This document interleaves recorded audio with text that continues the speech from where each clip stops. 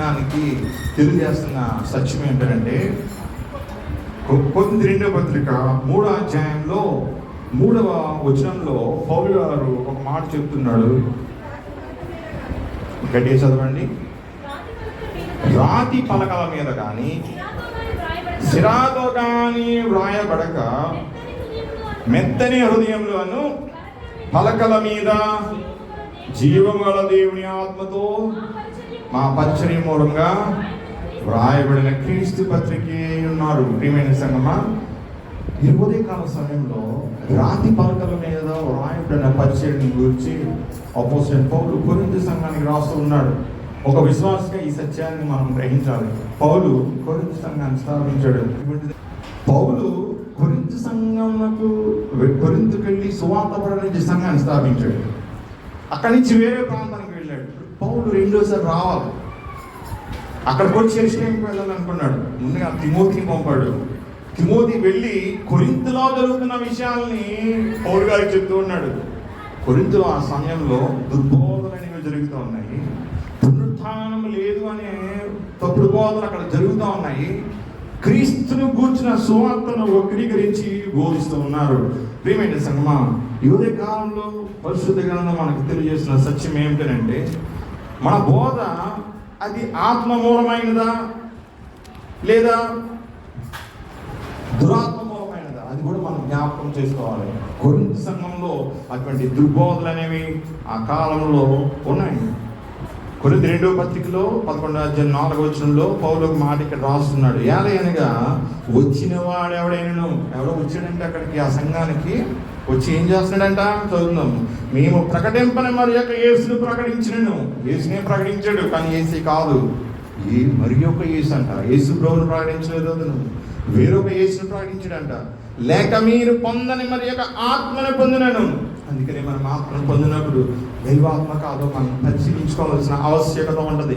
ప్రియమైన సంగమా, మీరు పొందని మరి యొక్క ఆత్మను మీరు పొందినను, మీరు అంగీకరింపని మరి యొక్క సువార్త మీరు అంగీకరించినను. సువార్త కూడా అంతేనంట. పౌలు ఏ సువార్తను ప్రకటించాడు, అది కాకుండా ఇంకా సువార్తలు ఉన్నాయంట.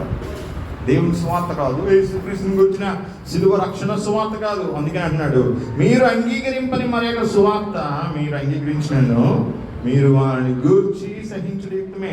ప్రియమైన సంగమా, కొరింథీలో ఇటువంటి సందర్భాలు ఉన్నాయి. ఇప్పుడు పౌలు వెంటనే కొరింథీకి వెళ్ళాడు. కొరింథీకి వెళ్ళినప్పుడు పౌలు గారి మీద చాలా తిరుగుబాటు చేశారు వాళ్ళు. ఆ బయట దుర్బోధలు చేసే ఆ బోధకులు కొరింథీలో తిష్ట వేసుకున్నారు. వాళ్ళు పౌలు గారిని సంఘంలోనికి రానివ్వలేదు. ఆ సందర్భంలో పౌలు దుఃఖపడుతూ వెళ్ళిపోయాడంట. సేవకుడు సంఘాన్ని స్థాపించాడు. కొరింథీలో సంఘం పౌలు ఎక్కడికి వెళ్ళినా పౌలుని కొట్టేవారు, రాళ్లతో కొట్టేవారు, దేహమును దుళ్ళగొట్టిన భూమిగా చేసేవారు.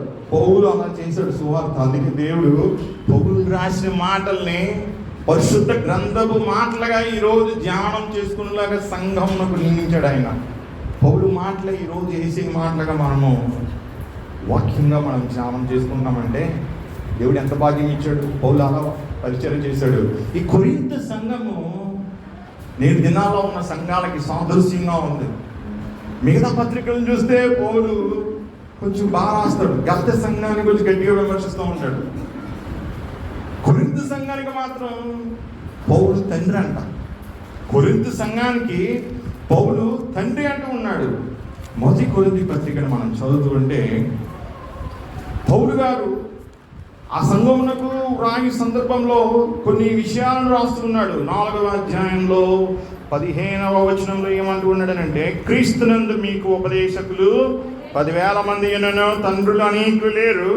క్రీస్తు యేసునందు సువార్త ద్వారా నేను మిమ్మల్ని కంటిని కనుక మీరు నన్ను పోలి నడుచుకుని వారై ఉండవలెను అని మిమ్మల్ని. పౌలు వెళ్ళిపోయాడు అక్కడి నుంచి. కానీ ఉపదేశకులు చాలా మంది వచ్చేసారంట. ఎంతమంది ఉపదేశకులు ఉన్నా మీకు తండ్రి ఒక్కడే అని అంటూ ఉన్నాడు. అందుకనే అంటున్నాడు, తను ఆ సంఘాన్ని కన్నాడు అని చెప్పడానికి పౌలు ఏమని చెప్తున్నాడు అంటే 15లో మళ్ళా చదువుదాం. క్రీస్తునందు మీకు ఉపదేశకులు 10,000 మంది నన్ను తండ్రులు అనేకులు లేరు. క్రీస్తు యేసునందు సువార్త ద్వారా నేను మిమ్మల్ని కంటిని. ఒక ఆత్మ రక్షించబడాలంటే అది ప్రసవ వేదనండి. బిడ్డల కన్నా ఆ తల్లికి తెలుస్తుంది వాదన ఎలా ఉంటుంది అనేది. ప్రేమైన సంగమా, ఉదయ కాలంలో ఒక సువార్థికుడు అపోస్తలుడు తను స్థాపించిన సంఘంలోనికి ప్రవేశించకుండా అడ్డగించబడిన సందర్భంలో ఒక 1 year, 1 సంవత్సరం ఆ సంఘానికి వెళ్ళలేకపోయాడు. ఆ సమయంలోనే ఉత్తరం రాస్తూ ఉన్నాడు. ప్రేమైన సంగమా, మర్చిపోలేదు, దుఃఖంతో వెళ్ళిపోయాడంట ఆ సంఘం నుండి. మనం కొరింథీ 2వ పత్రికలో మనం చదివితే పౌలు మాట అంటాడు 2:1, నేను దుఃఖంతో మీ అంతకు మరలా రానని నిశ్చయించుకుంటుని. దుఃఖపడ్డాడు, నేను మరలా రాకూడదు, దుఃఖంతో రాకూడదు, నేను సంతోషంతో రావాలి అనుకున్నాడంట. అపోస్తలుడైన పౌలు కొరింథీ సంఘానికి ఆ ఉత్తరాన్ని రాస్తూ ఉన్నాడు. ప్రియమైన సంగమా, ఆ రాసే క్రమంలోనే ఉదయకాలంలో మనకి ఇవ్వబడినటువంటి పాఠ్యాంశాన్ని కూడా చేర్చబడుతూ ఉంది. ఏమంటూ ఉన్నాడు? వారికి ధర్మశాస్త్రాన్ని గురించి చెప్తూ ఉన్నాడు. ధర్మశాస్త్రమును కలిగి నశించిన వారు ధర్మశాస్త్రానుసారంగా తీర్పు తీర్చబడతారంట. ధర్మశాస్త్రం లేకుండా పాపం చేసిన వారు ధర్మశాస్త్రం లేకుండానే వారికి తీర్పు విధించబడుతూ ఉంటుందంట. ప్రియమైన సంగమా, ఉదయకాల సమయంలో పరిశుద్ధాత్మ దేవుడు కొరింథీ సంఘానికి మాత్రమే కాదు, ప్రతి విశ్వాసితో కూడా ఆయన మనతో మాట్లాడుతూ ఉన్నాడు. ఏ రీతిగా మన యొక్క ఆత్మీయ జీవితం ఉదయకాల సమయంలో ఉంది మనం పరిశీలించుకోవాలి. మనం కూడా వ్యక్తిగత జీవితంగా మనం పరిశీలించుకుంటే కొరింథీ సంఘంలో ఉన్నటువంటి వారి వలె మనం ప్రవర్తిస్తున్నామా, లేకపోతే కొరింథీ సంఘంలోనే ఉన్న పరిశుద్ధులాగా మనం ప్రవర్తిస్తున్నామా? పౌలు కొరింథీ సంఘానికి రాసేటప్పుడు అందులో ఉన్న పరిశుద్ధులకి మాత్రమే రాశాడు, అతిక్రమకారులకి వాళ్ళకి రాయలేదు. ఈ పత్రికలు చదివితే మీకు అర్థమవుతూ ఉంటుంది. ఈ పత్రికలు పరిశుద్ధులకు మాత్రమే రాశాడు. ప్రతి సంఘంలో కూడా పరిశుద్ధులైన వారు ఉంటారు. ప్రియమైన సంగమం, ఇక్కడ మనం జ్ఞాపకం చేసుకుంటే కొరింథీ 2వ పత్రికలో 3వ అధ్యాయంలో పౌలు ఏమంటూ ఉన్నాడంటే, కొరింథీ సంఘంలో ఉన్న పరిశుద్ధులతో 3వ వచనంలో, రాతి పలక మీద కానీ శిరాలో కానీ వ్రాయబడక మెత్తని హృదయంలోను పలక మీద జీవం గల దేవుని ఆత్మతో పరిచర్య మూలంగా వ్రాయబడిన క్రీస్తు పత్రిక ఉన్నారని మీరు తేటపరచబడుచున్నారు. తేటపరచబడుచున్నారు అనే మాటకు అర్థం ఏంటంటే కనిపించుచున్నారు అని. కనిపించుచున్నారు. రాతి పలకల మీద ఏం చేస్తారు? సిరాతో రాస్తారు, లేకపోతే రాతి పలకల మీద చెప్తారు. కానీ మెత్తని హృదయాల మీద దేవుని ఆత్మతో సువార్తను రాశారంట. ఎవరి హృదయాల మీద? కొరింథీ సంఘంలో ఉన్న పరిశుద్ధుల హృదయాల మీద. ఈరోజు నీవు పరిశుద్ధురాలుగా పిలువబడుతున్నావు అంటే నీ హృదయం మీద దేవుని ఆత్మ తన చేతితో తన ధర్మశాస్త్రాన్ని రాశాడు. ఎవరి హృదయాల్లో, ఎవరి ఆత్మలో దేవుని ఆత్మ ఆయన చేతి వ్రాతతో దేవుడి ధర్మశాస్త్రాన్ని రాయడం మరి అనువాడు కాదు. పౌలు అదే సత్యాన్ని కొరింథీ సంఘానికి రాస్తున్నాడు. మా పరిచర్య మూలంగా వ్రాయబడిన క్రీస్తు పత్రిక అయి ఉన్నారు అంటూ ఉన్నాడు. ఈరోజు ఒక సంఘము, ఒక పత్రిక, క్రీస్తు పత్రిక. ఈరోజు పత్రికలు మనం చదువుతున్నామని అంటే ఆ పత్రికలు మనకు ఒక సాదృశ్యంగా ఉన్నాయి, ఒక మాదిరిగా ఉన్నాయి. వారు చేసిన తప్పిదాలని గద్దిస్తూ సేవకులు రాసిన ఆ మాటలే ప్రపంచవ్యాప్తంగా నేడు ధ్యానం చేయబడుతున్నాయి. ఎందుకు? మనం సరి చేసుకోవడానికి, దేవుని రాజ్యానికి చేరుకోవడానికి. ఇప్పట్లో ఉన్న సంఘానికి వచ్చే వాళ్ళే ఒక విధంగా అలా ఉన్నారని అంటే అప్పట్లో ఎలా ఉండేవాళ్ళు? పౌరులు దుఃఖపెట్టి పంపారనండి. ప్రియమైన సంగమా, ఇక్కడ మనం జ్ఞాపకం చేసుకుంటే ఇదే అధ్యాయంలో 4వ వచనంలో పౌలు చెప్తున్న మాట ఏంటంటే, క్రీస్తు ద్వారా దేవుని ఎడల మాకు ఇచ్చిన నమ్మకం కలదు. మా వలన ఏదైనా అయినట్లుగా ఆలోచించుటకు మా అంతటి మేమే సమర్థమని కాదు, మా సామర్థ్యము దేవుని వల్లనే అయి ఉన్నది. ఇక్కడ నమ్మిక, ఆధారం అని అర్థం. సామర్థ్యం అనే పదాన్ని ఇక్కడ ప్రియమైన సంగమా, మా అంతటి మేమే సువార్తను మేము చేయలేదని అంటూ ఉన్నాడు. మా అంతటి మేము ఈ రక్షణ కార్యాన్ని మేము ప్రకటించలేదు. ఆ భాగ్యాన్ని మాకు ఇచ్చింది ఎవరని అంటే దేవుడే అంటూ ఉన్నాడు. మాకు సామర్థ్యాన్ని కలిగించిన వాడు ఎవరు? ఆయనే. నమ్ముడు నీవు ఎవరన్నైతే నమ్ము అని సంవత్సరం సాధ్యమని అంటారు. ఇప్పుడు నీ నమ్మిక ఎవరి మీద ఉంటుంది? నువ్వు దేవుని మీద నమ్మకం ఉంటే నీకు వ్యాధి వచ్చినా, మరణం వచ్చినా దేవుడు నిన్ను లేపగలుగుతూ ఉంటాడు. ఆయన వింటాడు. చాలామంది అనుకుంటారు దేవుడు చూడట్లే, దేవుడు ఏం చేయలేము. ఆయన అన్నాడు దేవుడు ఏం చేయడండి, దేవుడు క్షమిస్తాడండి. నేను అన్నాను దేవుడు ఏం క్షమించడండి, దెబ్బ కొట్టాడంటే ఇంకేముండదండి అన్నాడు. చెప్తాను సంగమా, జ్ఞాపకం చేసుకోండి. దేవుడు మనకు చెప్తున్నాడు, మన యొక్క ఆధారం దేని మీద ఉంది? దేవుడు క్షమిస్తాడు అని చెప్పి మనం పాపం చేస్తామా? చెప్పండి. చాలామంది అదే కదా, ఆలయానికి వస్తే చాలండి మనం రక్షించబడిపోయినట్టే. నికోలాయితుల బోధలు అలాగా ఉంటాయి. నికోలాయితులు ఏం చెప్తారు తెలుసా? నువ్వు ఒకసారి బాప్తిస్మం తీసుకున్నావు కదా, నీ ఇష్టానుసారంగా నువ్వు జీవించవచ్చు, దేవుడు క్షమిస్తానే ఉంటాడు. ఇది నికోలాయితుల బోధలు. అటువంటి బోధల్ని 7 సంఘాలకు రాస్తున్న లేఖల్లో ప్రభు వారిని గద్దిస్తూ ఉన్నాడు. అటువంటి వారిని సంఘంలో ఉండనివ్వదని చెప్తున్నాడు. వాక్యం ఏమని చెప్తుంది మనకి? నువ్వు తప్పు చేసావు, నువ్వు సరి చేసుకో అని చెప్తూ ఉంటుంది. కానీ నికోలాయితులు అలా చెప్పరు. పౌలు కాలంలో కూడా ఈ సంఘాలన్నింటిలో అదే పరిస్థితి. కొరింథీలో కూడా అంతే. పౌలు అటువంటి దుర్బోధకుల్ని ఖండిస్తూ పోతే వాళ్ళందరూ కలిసి పౌలు మీద దాడి చేశారు. పౌలు అయితే దూరం అయిపోయే సంఘానికి కానీ పత్రికను రాస్తున్నాడు. రాసి వాళ్ళకి బుద్ధి చెప్తూ ఉన్నాడు. ప్రేమైన సంఘమా, తల్లి తన బిడ్డని మర్చిపోతుందా? తల్లి అయినా మర్చిపోతుందంట, కానీ దేవుడు మర్చిపోడంట. సువార్త వలనకు అన్నాడు కాబట్టి, ఆత్మీయ తండ్రి కాబట్టి సంఘాన్ని మర్చిపోవట్లేదు. అయ్యో వాళ్ళు రక్షించబడాలి, యూదుల కొరకు అవసరమైతే నా ప్రాణాన్ని అర్పిస్తాను, నా దేహాన్ని కూడా అర్పిస్తాను అంటున్నాడు పౌలు. దుఃఖపడుతున్నాను అందుకొరకు, నేను నా ప్రజల కొరకు అంటున్నాడు. మరి అన్ని జనుల రక్షణ కొరకు మరి పౌలు ఇంకెంత కష్టపడ్డాడు. తన సమస్తాన్ని, దేహాన్ని కూడా దెబ్బలకు అప్పగించుకున్నాడు, మరణానికి అప్పగించుకున్నాడు పౌలు. ప్రియమైన సంగమా, ప్రసవ వేదన పట్ల తల్లికి తెలుస్తుంది బిడ్డ యొక్క విలువ ఏంటంటే, కానీ బిడ్డకు తెలియదు తల్లి యొక్క విలువ. ప్రియమైన సంగమా, పౌలుని కూడా ఆ సంఘస్థులు అదే రీతిగా అవమానించి పంపిస్తూ ఉన్నారు. ఇక్కడ మనం జ్ఞాపకం చేసుకుంటే పౌలు ఏమంటున్నాడు? మీ మధ్య మేము చేసిన పరిచర్య అది మా సామర్థ్యం కాదు. అది ఈరోజు మీరు మమ్మల్ని తిరస్కరిస్తున్నారు. మేము మీ మధ్యన పరిచర్య చేసాము అంటే దేవుని ఆత్మ వలన. ఈరోజు అనేక మంది బోధకులు ఉన్నారండి, అనేక మంది సువార్థికులు ఉన్నారు, ఎంతో మంది బోధకులు ఉన్నారు. అందుకనే సేవకులైన వారి విషయంలో జాగ్రత్తగా ఉండాలి. ఎవరు దేవుని సంబంధమైన వారు, ఎవరు దేవుని సంబంధమైన వారు కాదు, ఏ సువార్త దేవుని సంబంధమైనది, ఏ సువార్త దేవుని సంబంధమైనది కాదని మనం గ్రహించుకోవాలి. అడగాలి ఏసేని, ప్రభువా ఇది నీ నుంచి వస్తున్న వర్తమానమైనా కాదని గ్రహించే హృదయాన్ని, జ్ఞానాన్ని దేవుడు ప్రతి వ్యక్తికి కూడా ఇస్తూ ఉంటాడు. కొరింథీ సంఘము ఆ జ్ఞానాన్ని కలిగి కూడా దాన్ని స్వీకరించలేక దుర్బోధలకు అది వెళ్ళిపోతూ ఉంది. ప్రేమైన సంఘమా, ఇప్పుడు పౌలు ఆ సంఘానికి రాస్తూ ఉన్నాడు. రాతి మీద రాయబడలేదు ఈ నిబంధన. యూదులు రాతి మీద రాయబడిన నిబంధనకు గుర్తుగా ఉంటే, మీ హృదయాలని ప్రభువు దేవుని ఆత్మతో రాస్తున్నాడు. మీరు సిలువాని నిబంధన ద్వారా సంఘంలో చేర్చబడిన వారు అని అంటూ ఉన్నారు. ప్రియమైన సంఘమా, పాత నిబంధనలో ఆజ్ఞను అతిక్రమిస్తే శిక్ష ఉంటుంది, అవసరం మరణం కూడా ఉంటుంది. ఇప్పుడు కొత్త నిబంధన ఎందుకు వస్తుంది? ఒక అగ్రిమెంట్ బ్రేక్ అయినప్పుడు దాన్ని మరలా రాసుకోవాల్సిన అవసరం ఏర్పడుతూ ఉంటుంది.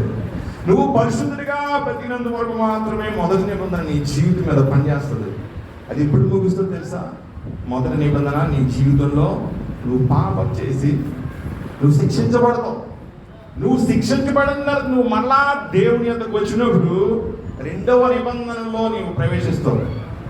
దాన్ని కొత్త నిబంధనని బైబిల్ చెప్తావు. ఇర్మియా గ్రంథం చదువుతున్న సందర్భంలో 31వ అధ్యాయంలో ఆ 31 వచ్చి నుండి 34 వచనాల వరకు మనం చదువుతుంటే దేవుడు ఒక మాట అంటూ ఉన్నాడు. మీరు ఐగుప్తు నుండి వచ్చినప్పుడు మీ పితరులతో నేను చేసిన నిబంధన వంటిది కాదు అది. నేను వారికి పెనిమిటినైనను వారు నన్ను విడిచిపెట్టారు అంటూ ఉన్నాడు. ఇశ్రాయేలు ప్రజలంట ఆయనకి భార్య అంట, ఆయన వారికి భర్త అంట. ఈరోజు సంఘం కూడా అంత, సంఘము క్రీస్తుకి భార్య కదా. ఏమైంది సంఘమా? మొదటి నిబంధనలో ప్రజలు ఆయన తిరస్కరించారు కాబట్టి నిబంధన అక్కడ భంగం అయిపోతుంది. ఆ నిబంధనలు ఏముంటాయి? ఆశీర్వాదం ఉంటుంది, రెండోది కీడు ఉంటుంది. ద్వితీయోపదేశకాండం 28వ అధ్యాయం మీరు చదివితే మొదటి 14 వచనాల్లో ఆశీర్వాదాలు ఉంటాయి. 15 వచనం నుండి చివరి వచనం వరకు మీరు చదువుతూ ఉంటే శాపాలు ఉంటాయి దాంట్లో. అంటే మొదటి 14 వచనాలే చదువుతారు, కానీ 15 నుండి చివరి వరకు ఎంతమంది చదువుతారు? చదవరు. చదివితే మళ్ళీ పాపం చేయరు ఏ వ్యక్తి కూడా.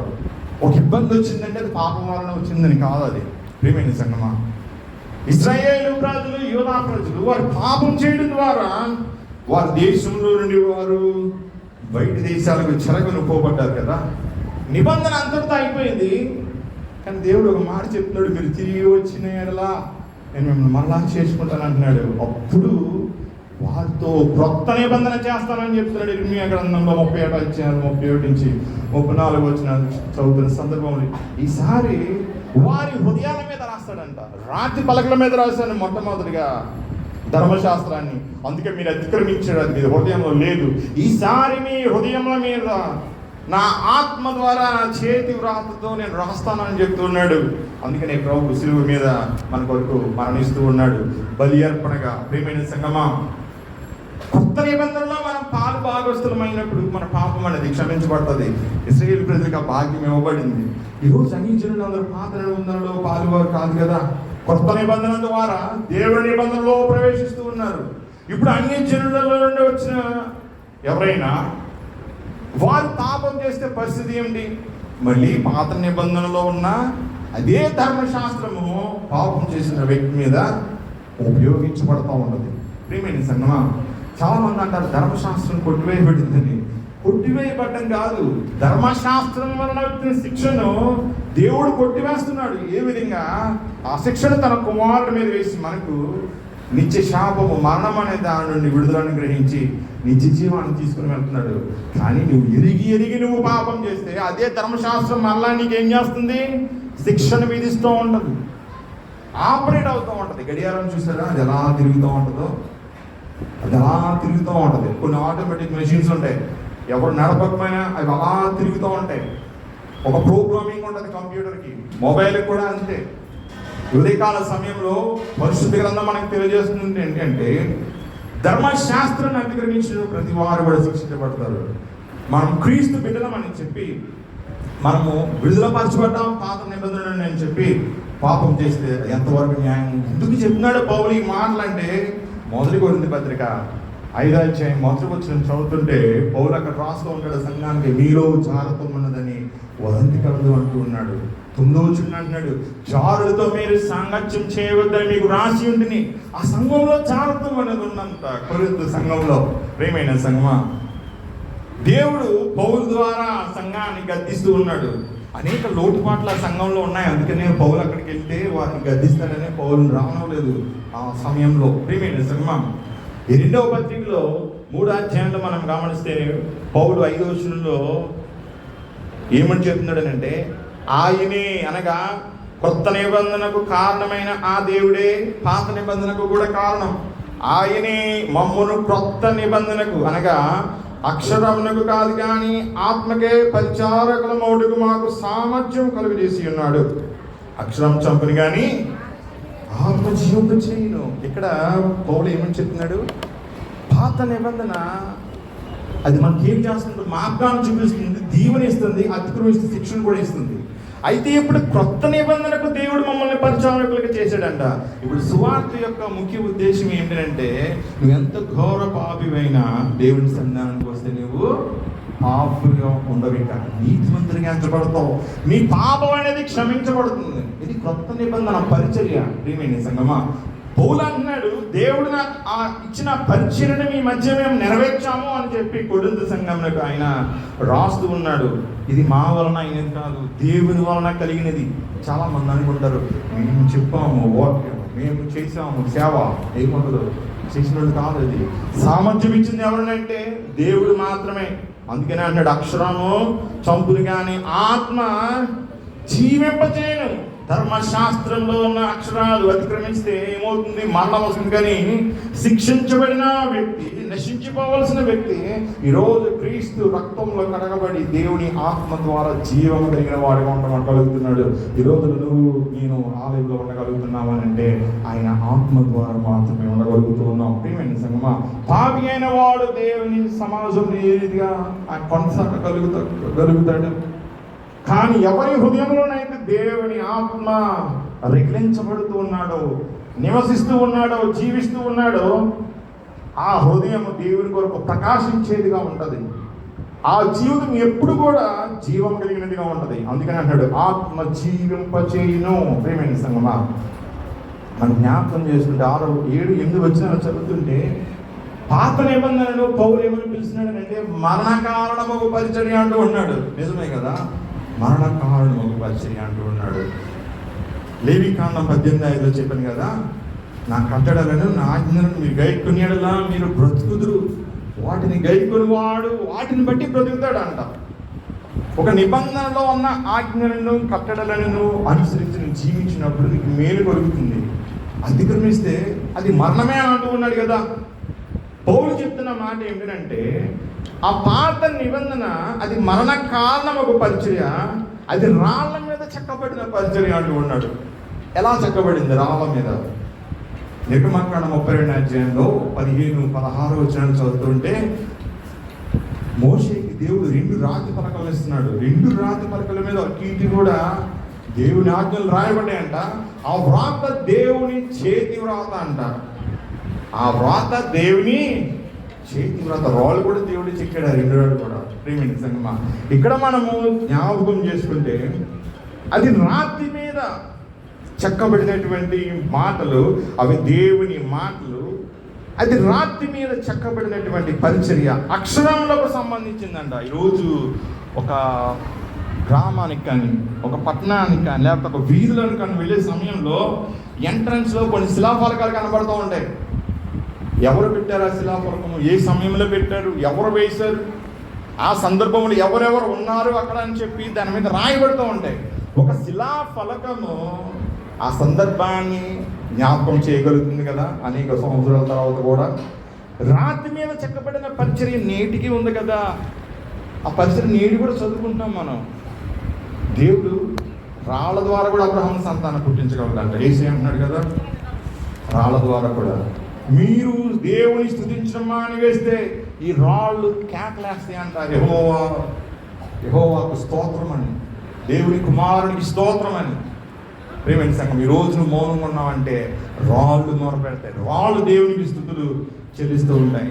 ప్రియమైన సంఘమా, రాతికి దేవుడు అంత భాగ్యాన్ని ఇస్తూ ఉన్నాడు, కానీ రాతి హృదయం కలిగిన వ్యక్తికి ఆ రాతి మీద రాయబడిన మాటలు దేవుని మహిమను ప్రచురిస్తుంటే రాతి హృదయము ఆ మహిమను స్వీకరించలేకపోతుంది. అందుకని నేను దినాల్లో చాలా మంది హృదయాల్లో కఠినత్వం అనేది ఉండదు. ఎందుకు ఉండదు తెలుసా?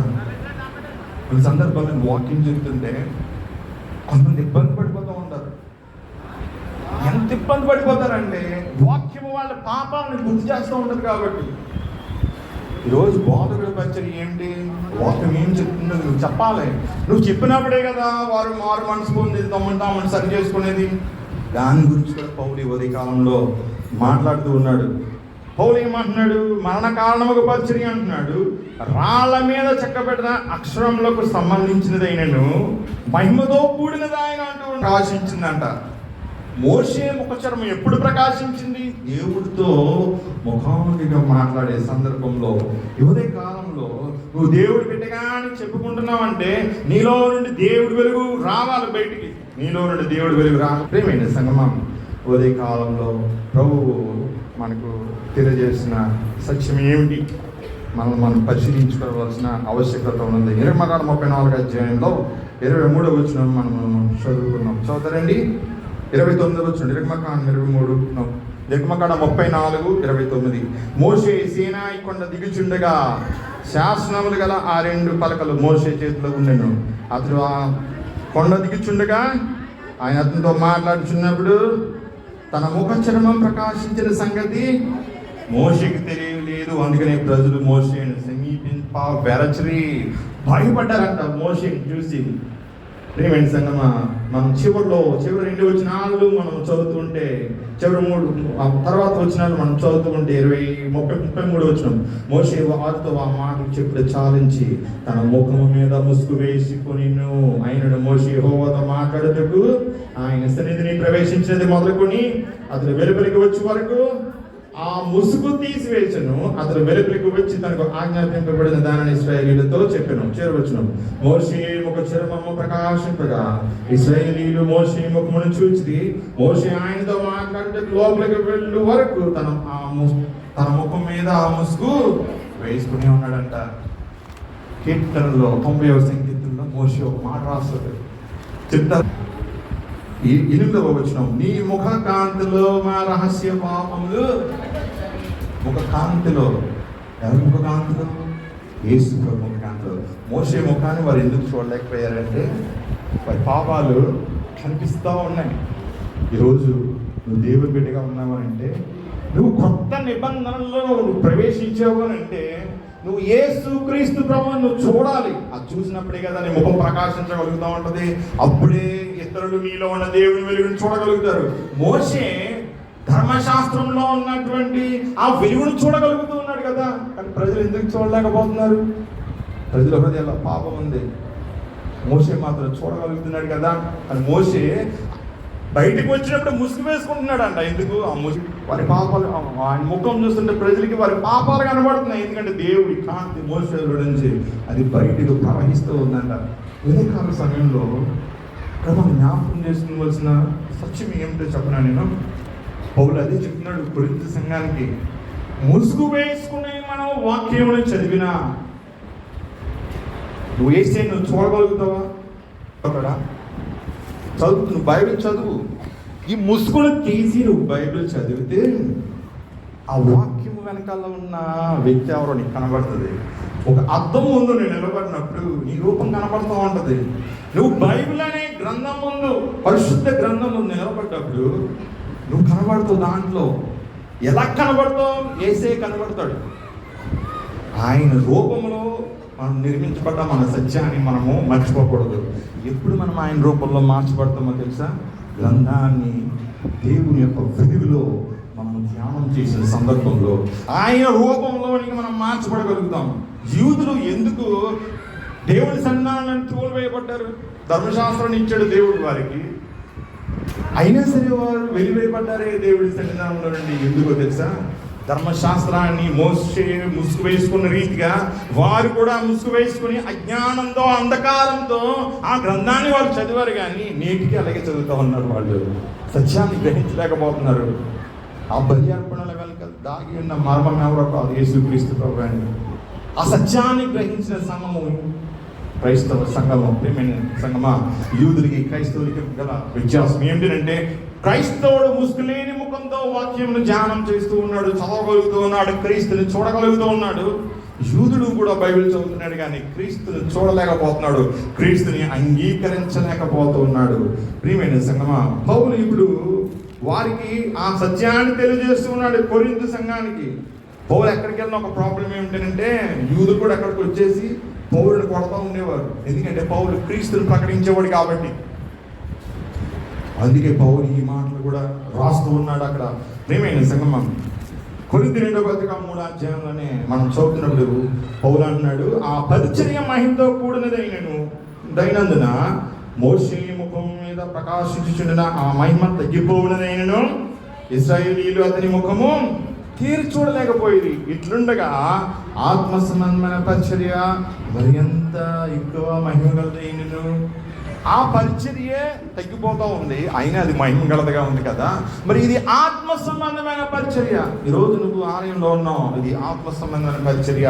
రాళ్ల మీద చెక్కబడిన పరిచర్య కాదు. రాళ్ల మీద చెక్కబడిన పరిచర్యలో చేర్చబడిన వారు దేవుని సన్నిధానాన్ని వెలువెయ్యబడ్డారు. వారు క్రీస్తుని సిలువ మరణానికి అప్పచెప్పారు. వాళ్ళు కూడా వస్తారు ఈ నిబంధనలు, రావాలి వాళ్ళు కూడా. వారి రాక సంపూర్ణమైనప్పుడు దేవుని కుమారుని రాకడ త్వరితగతమవుతూ ఉంటుంది. వారు క్రీస్తుని అంగీకరించడం ఆలస్యం చేసిన కొద్దీ దేవుడు రాకడ ఆలస్యం అవుతూ ఉంటుంది. ప్రియమైన సంగమా, ఆత్మ సంబంధమైన పరిచర్యలో నువ్వు నేను కూడా భాగస్వామైనందుకు మనం అందరం కూడా దేవునికి వందనాలు మనం చెల్లింపబద్ధులమైనాం. పౌలు ఏమంటున్నాడు 9వ వచనంలో మళ్ళా ఏమంటూ ఉన్నాడంటే, శిక్షావిధికి కారణమైన పరిచర్యయే మహిమ కలిగినదైతే నీతికి కారణమైన పరిచర్య ఎంతో అధికమైన మహిమ కలదగును. నిజమే కదా? శిక్షావిధికి కారణమైన పరిచర్య, అగ్రిమెంట్ని అతిక్రమిస్తే శిక్షించబడతారు కదా. ధర్మశాస్త్రం అంటే ఏమిటి? నిబంధన అంటే ఏమిటి? అగ్రిమెంట్ అని అర్థం. మన వాడి కోసం చెప్పాలంటే ఒడంబడిక. నిబంధన అంటే ఒడంబడిక. ఇద్దరు వ్యక్తులు ఒడంబడిక చేసుకుంటారు, మధ్యవర్తి ఉంటాడు. పాత నిబంధనలో మనం ఇక్కడ జరిగిన ఒడంబడికలో మోషేనే మధ్యవర్తిగా ఉన్నాడు దేవునికి ప్రజలకు మధ్య. నూతన నిబంధనలో దేవునికి ప్రజలకు మధ్య యేసు ప్రభు మధ్యవర్తిగా ఉన్నాడు, సిలువ మీద వేలాడుతూ ఉన్నాడు. అది ఆత్మ సంబంధమైన పరిచర్య.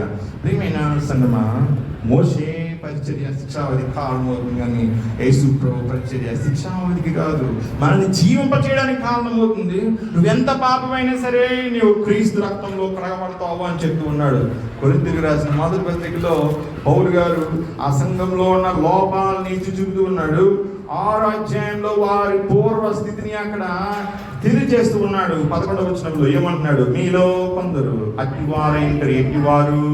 ఎట్టివారైనారంట. పై భాగంలో మనము 7వ వచనం నుండి 10వ వచనం వరకు చదివితే ఎంతో మంది పాపం చేసిన వారిని గురించి అక్కడ రాయబడుతుంది. అన్యాయస్తుల గురించి, అక్రమం చేయవారిని గురించి, తమ పొరుగు వారికి అన్యాయం చేయవారిని గురించి. 9వ వచనంలో జారులైనను, విగ్రహారాధకులైనను, వ్యభిచారులైనను, ఆడంగితరము గలవారైనను, పురుష సంయోగులైనను, చదవండి, దొంగలైనను, లోపులైనను, త్రాగుబోతులైనను, దోషకులైనను, దోచుకున్న వారైనను, మళ్ళీ చదవండి, దేవుని రాజ్యమునకు వారసులు కానేరు. 11వ వచనం, మీలో కొందరు అట్టి వారైంటిరి కానీ ప్రభువైన యేసుక్రీస్తు నామమున మన దేవుని ఆత్మయందును ఏమయ్యారంట? వాళ్ళు కొడుగబడ్డారంట. కొడుగబడి పరిశుద్ధపరచబడిన వారై నీతిమంతులుగా చేర్చబడ్డారు. అంటే వాళ్ళు కొందరు ఆ రీతిగా ఉంటే నేడు సంఘంలో వారు పరిశుద్ధులుగా ఎంచబడుతూ ఉన్నారంట. ఈ విధంగా దేవుని నామం వలన, క్రీస్తు ఆత్మ వలన ఎంత పాపైనా సరే పరిశుద్ధులుగా మార్చబడగలుగుతాడంట. అలా ఉన్నారు మీలో మార్చబడిన వారు అని పౌలు కొరింథీ సంఘానికి రాస్తూ ఉన్నాడు. ప్రియమైన సంగమా, 2వ పత్రికలో కూడా పౌలు ఆ మహిమ గల పరిచర్యను గురించి రాస్తూ ఉన్నాడు. దేవుని ఆత్మ ద్వారా సువార్త అనేది ఆయా వ్యక్తుల హృదయాల మీద రాయబడుతుంది కాబట్టి వారు మరలా అతిక్రమం చేయకుండా, నశించిపోకుండా క్రీస్తు చూపిన మార్గంలో వారు నడవగలుగుతూ రాకడకు వారు సిద్ధపడుతూ ఉన్నారు. ప్రియమైన సంగమా, ఈ 3వ అధ్యాయంలో మనం చూస్తుంటే పౌలు ఏమంటూ ఉన్నాడనంటే, ఈ నూతన నిబంధన పరిచర్య ఎంతో అధికమైన మహిమ కలదగా ఉంటుందంట. ఇప్పుడు చిన్న బల్బ్ తీసుకోండి, 0 వోల్ట్ బల్బ్ తీసుకోండి, 40 వోల్ట్ బల్బ్ తీసుకోండి, 100 వోల్ట్ బల్బ్ తీసుకోండి. వెలుగులో వ్యత్యాసం ఉంటుంది కదా. నువ్వెంత ఎక్కువ వోల్ట్స్ ఉన్న లైట్ తీసుకుంటే నీకు అంత కాంతి వస్తూ ఉంటుంది. నూతన నిబంధన కూడా అంతే. ఈరోజు నువ్వు దేవుని బిడ్డగా ఉన్నావంటే కోటి సూర్యులు కాదు, నువ్వు లెక్క పెట్టలేనంత సూర్యుల కాంతి యేసు ప్రభువులో ప్రవహిస్తూ ఉంది. ఆ కాంతి ఈరోజు నీ ముఖంలో నుండి రావాలి బయటికి. ఎప్పుడు వస్తుంది అంటే ఆయన సువార్త నీ హృదయం మీద ఆయన ఆత్మ ద్వారా, జీవం గల దేవుని ఆత్మ ద్వారా రాయబడినప్పుడు, ఆయన మాటలు నీ హృదయంలో రాయబడినప్పుడు ఎవరో వచ్చి నీకు వాక్యం చెప్పడం అవసరం లేదు. అదే మాట ఇరిమియా గ్రంథం 37:34 వచ్చిన రాయబడుతూ ఉంది. ఎవరు కూడా తమ సహోదరులకి వెళ్ళి చెప్పనవసరం రాదంట. నువ్వు వెళ్ళు, దేవుడి దగ్గరికి వెళ్ళు, ఈయన మన దేవుడు అని కూడా చెప్పనవసరం రాదంట. ఎందుకంటే అందరూ కూడా దేవుని బిడ్డలుగానే ఉంటారు. ఎప్పుడు ఉంటారు? ఆత్మ మీద, దేవుని ఆత్మ ద్వారా మనము ముద్రించబడాలి.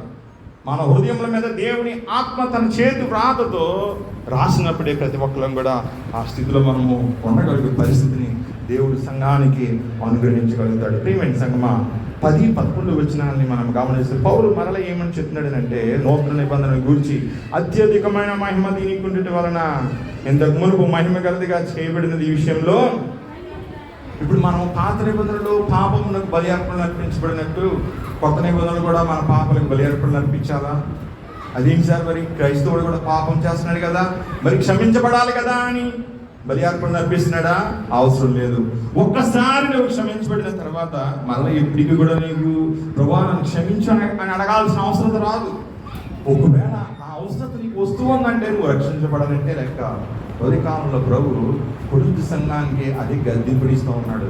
ఏ రీతిగా ఉంది? కొరింథీ సంఘంలో ఉన్న ప్రజలు ప్రతి సంఘంలో కూడా ఉంటారండి. ప్రపంచంలో ఎక్కడికి వెళ్ళినా ఉంటారు. ప్రియమైన సంఘమా, ఇక్కడ మనం జ్ఞాపకం చేసుకుంటే ప్రభు అటువంటి వారిని గద్దిస్తూ ఉన్నాడు. మనము 12-13 వచనాలు చదివితే పౌలు రాస్తున్నాడు, తగ్గిపోవచ్చున్న మహిమ యొక్క అంతంలో ఇశ్రాయేలీయులు తేరు చూడకుండానట్లు మోషే తన ముఖం మీద ముసుగు వేసుకున్నాను, మేమట్లు చేయక ఇట్టి నిరీక్షణ గలవారమై బహుధైర్యంగా మాట్లాడుతున్నాం. అంటే మోషేకి ధైర్యం లేదా? ధైర్యం ఉంది, ఉండి చదువువాడు. అందుకని మోషే ధైర్యం చేయలేపాడు అక్కడ. కానీ పౌలు ఏమంటున్నాడు, మేము అట్లు చేయక, మోషే మీద మేము ముఖం మీద ముసుగు వేసుకొనక ఇట్టి నిరీక్షణ గలవారమై ఆత్మ రక్షించబడాలి అనే నిరీక్షణతోటి బహుధైర్యంగా మాట్లాడుతున్నాం అంటున్నాడు. 14 వచనం చదువుదామా? అందరూ చదవండి. మరియు వారి మనసులు కఠినములైన కనుక నేటి వరకును పాత నిబంధన చదవబడినప్పుడు అది క్రీస్తునందు కొట్టివేయబడినని వారికి తేటపరచబడక ఆ ముసుకే నిలిచి ఉన్నది. అందుకే వారు నేటికి కూడా క్రీస్తును అంగీకరించలేకపోతున్నారు. యువత కాలంలో నువ్వు క్రీస్తుని ఏ రీతిగా నువ్వు అంగీకరిస్తున్నావు, ఏ రీతిగా నువ్వు ధ్యానం చేయగలుగుతున్నావు? నేటికి కూడా నువ్వు బైబిల్ చదువుతున్నావు కదా, బైబిల్లో నా ఆంతర్యాన్ని నువ్వు గ్రహించగలుగుతున్నావా? ఆంతర్యాన్ని గ్రహించగలుగుతున్నావా? ఆంతర్యం ఏమిటో కాదు, యేసు ప్రభువే. ఆయన నువ్వు చూడగలుగుతూ ఉన్నావా? పౌలు ఏమంటాడంటే 14 వచనంలో ఇంకా కంటిన్యూ చేస్తుంటే ఆ ముసుగు గురించి ఇక్కడ చెప్తున్నాడు. అది క్రీస్తునందు కొట్టివేయబడెను అని వారికి తేటపరచబడక ఆ ముసుగే నీటికి నిలిచి ఉన్నట్ట. చాలా మంది ఏమనుకుంటారంటే ఇక్కడ పాత నిబంధన కొట్టివేయబడిందని చదువుతుంట కాదు, అక్కడ ముసుగు గురించి రాయబడింది. నువ్వు ఆ ముసుగును తీసివేసుకోవాలంటే అది నీ వల్ల కాదు. పెళ్లిలో పెళ్లి కుమారుడు పెళ్లి కూతురు ముక్కు మీద ఉన్నటువంటి ముసుగును తీసివేస్తాడు. యేసు ప్రభు కూడా నీ హృదయం మీద ఉన్న అజ్ఞాన అంధకారం అనే ఆ ముసుగును ఆయన తీసివేస్తూ ఉన్నాడంట. అది అర్థం అక్కడ. అంతేగాని పాత నిబంధన కొట్టివేయబడదండి, ఎప్పుడు కూడా నెరవేర్చబడుతుంది. రాతి మీద చెక్కబడితే ఇప్పుడు అదే మాటలు మన హృదయం మీద దేవుని ఆత్మతో రాయబడుతూ ఉన్నాయి. ఇదే కాలంలో నీ హృదయం మీద దేవుని ఆత్మతో రాయబడిన ధర్మశాస్త్రం ఉందండి? ఎవరికైనా హృదయం మీద దేవుని మాటలు ముద్రించబడ్డాయని అంతమంది ధైర్యంగా మీ హృదయాల్లో మీరు చేయవేసుకొని చెప్పండి. ఎవరు చేతులు పైకి ఎత్తడం అవసరం లేదు. మీ హృదయాల్లో రాయబడి ఉందా ధర్మశాస్త్రం? సీనాయి పర్వతంలో దేవుడు రాసిన ధర్మశాస్త్రం ఈరోజు నీ హృదయంలో ఉందా? అయ్యే అతిక్రమించినందుకే యేసు ప్రభు శిలువ మీద బలి అర్పించబడ్డాడు. ఈరోజు అన్యజనులకు కూడా దేవుడు ఆ భాగ్యాన్ని ఇస్తూ ఉన్నాడే. ఇంత గొప్ప రక్షణ భాగ్యాన్ని పొందుకున్నాం మనం నిర్లక్ష్యం చేయకూడదు. ఒక రోజు వస్తుంది, ఆ రోజు ఆయన మేఘమారుడునే వస్తాడు. వచ్చిన సందర్భంలో ఆయన ఎదురు మనం ఎంత రహితంగా ఉండాలంటే మన హృదయాల మీద ఆయన ముద్ర ఉండాలి. దేవుని ఆత్మ అంట మన హృదయాలకి సంచికరువుగా ఉన్నాడంట. ఆయన ఆత్మ మన మీద ముద్రించబడిందంట. సంచికరువు అంటే మధ్యవర్తి అని అర్థం. ఒక మీడియేటర్గా ఉన్నాడు. దేనికి? మన నిత్య రాజ్యంలో మన స్వాస్థ్యం ఉందంట. ఆ స్వాస్థ్యానికి తీసుకుని వెళ్ళే బాధ్యత ఎవరిదంట? పరిశుద్ధాత్ముడిదని అక్కడ ఎఫెసీ పత్రిక 1వ అధ్యాయంలో పౌలు రాస్తూ ఉన్నాడు. ఈరోజు నేను పరలోకానికి వెళ్ళిపోతానండి చేస్తామంటే అందరూ ఎత్తుతారు. ఎవరి హృదయం మీద ఆ ముద్ర? దేవుని వాక్యం అనే ముద్ర. ఆ ముద్ర ఉన్నప్పుడే దేవుని కుమారుడు ఆ ముద్రను చూసి, దేవుని ఆత్మ ముద్రను చూసి ఆయన రాజ్యంలో చేర్చుకుంటాడు. ఈరోజు ఎంతమందికి ఉంది ఆ ముద్ర? రాతి మీద రాయబడిన పరిచర్య కాదు, అది దేవుని ఆత్మతో రాయబడిన పరిచర్య. ఎంతమందికి ఉంది? ఉంటే నువ్వు దేవుని రాజ్యాన్ని చేరుకుంటావు. కొరింథీ సంఘానికి అదే రాస్తున్నాడు. అదే కాలంలో పరిశుద్ధాత్ముడు మనకు తెలియజేస్తున్న సత్యం ఏంటంటే అజ్ఞానాంధకారంతో ఉండగా, పరిశుద్ధ గ్రంథాన్ని అజ్ఞానాంధకారంతో చదవక ముస్లిం ముఖంతో చదవమని చెప్తున్నాడు. చాలామంది తమ వేషధారణను కప్పుకుంటూ ఉంటారండి, కానీ క్రీస్తును కనుపరిచేవారు ఆయన చూపగలుగుతూ ఉంటారు. పౌలు వాళ్ళు ఈరోజు నువ్వు క్రీస్తుని చూపగలుగుతూ ఉన్నావా? అలా ఉండమని వాక్యం కాలంలో మనకి చెప్పబడుతూ ఉంది. నువ్వు సిద్ధపడుతూ ఉన్నావా? నువ్వు సరి చేసుకుంటావా? నీలో ఉన్న పాపమును సరి చేసుకొని క్రీస్తు కొరకు బ్రతకగలుగుతూ ఉంటావా? కొద్ది సమయంలో మనం ప్రభు రక్తంలో శరీరంలో పాల్పంపులు పొందగలుగుతున్నాం. సిద్ధపడుతున్నాం. ప్రభా, ముసులేని ముఖంతో నీ సన్నిధానంలో నేను ప్రవేశించడానికి కృప నేను అడుగుదాం. నీ రాజ్యానికి వాల్సినప్పుడు నీ కృప నేను అడుగుదాం. పాపమును క్షమించి తండ్రి, నీ ఆత్మను ముద్రించి తండ్రిని అడుగుదాం. ఆ రీతిగా చేయడానికి పరిశుద్ధాత్మ దేవుడు మనకు సహాయం చేయని గాక. సమస్త జ్ఞానాన్ని మించిన దేవుని సమాధానం యేసుక్రీస్తు వలన మీ హృదయములకు తలంపులకు కావలియుండును గాక.